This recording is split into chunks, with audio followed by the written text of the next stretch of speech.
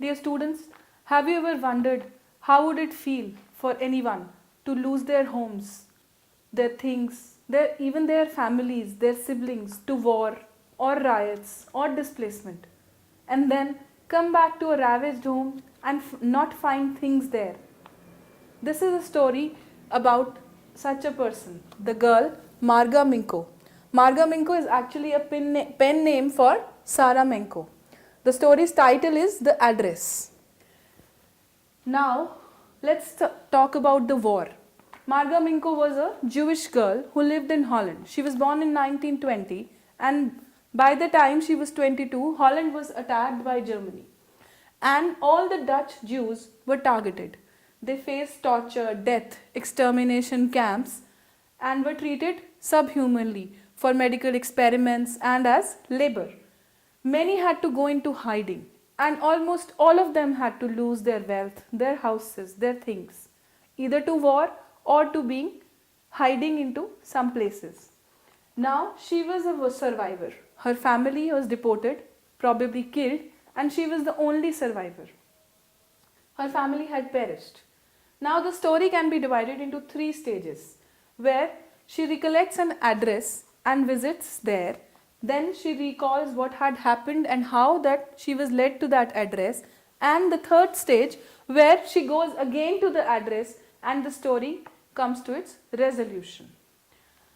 Let's start with the key points. At the first stage, the address is remembered by the narrator. The address is correct. She verifies it by visiting the place. The address is 46 Marconi Street. There, when she knocks at the door, Mrs. Darling, the owner, comes out.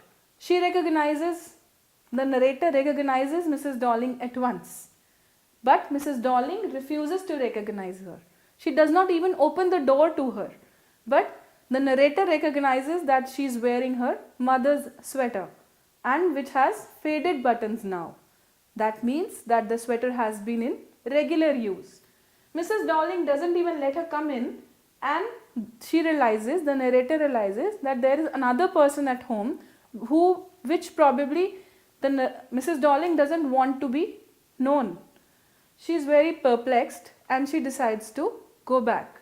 On her way back, she reminisces how she remembers the address. She recalls a conversation with her mother when she had come back from the university when it was peaceful.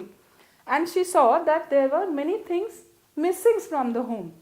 She was surprised. She asked her mother, and the mother said that Mrs. Darling, an old acquaintance, had renewed the contact and had offered to keep things in custody. Now you must realize that when the war was going on, the Jews were being targeted. So many Jews thought that they would keep their things in safe custody with someone, and when the war ends, they will come back. This was one of the most gullible situations the Jews had for themselves.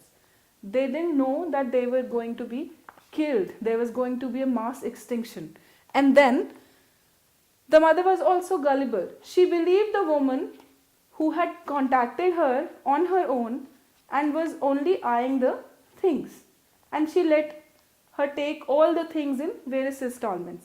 Then the narrator remembers that she had even met the person in a brown coat and a misshapen hat, and she was very sure that this was the same person and the same address. So she decides to go again and visit the place and ask for her things probably. When she goes again, the woman is not at home. Her daughter is there. The daughter lets her in and even offers her a cup of tea. When the narrator enters the living room, she is appalled. She is so disturbed to see all their precious things lying there in juxtaposition with the ugly furniture and the dingy home. She is very disturbed, and she suddenly has a realization that these things don't mean anything to her now.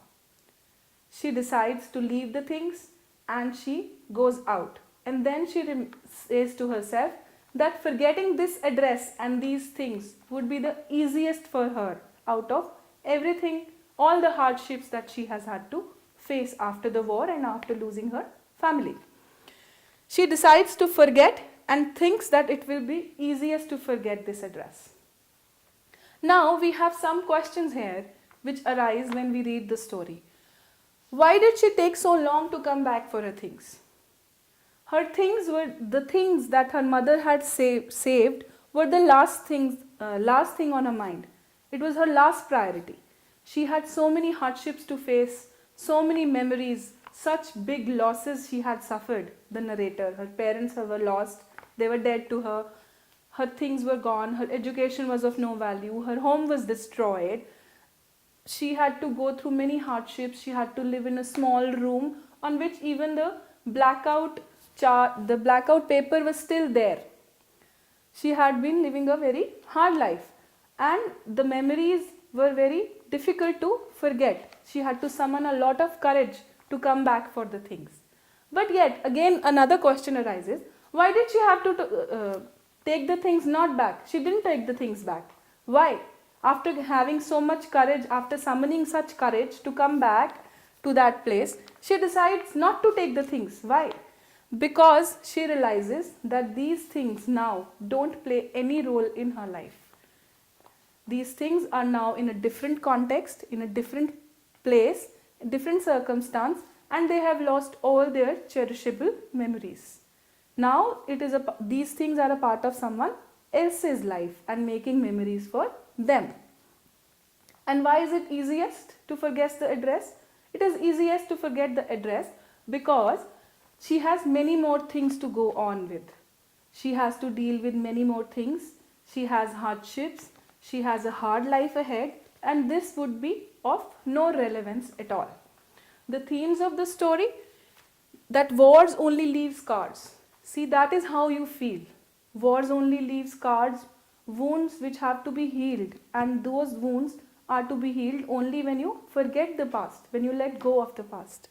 And also, material things have no relevance. They lose their relevance when they are put in a different circumstances.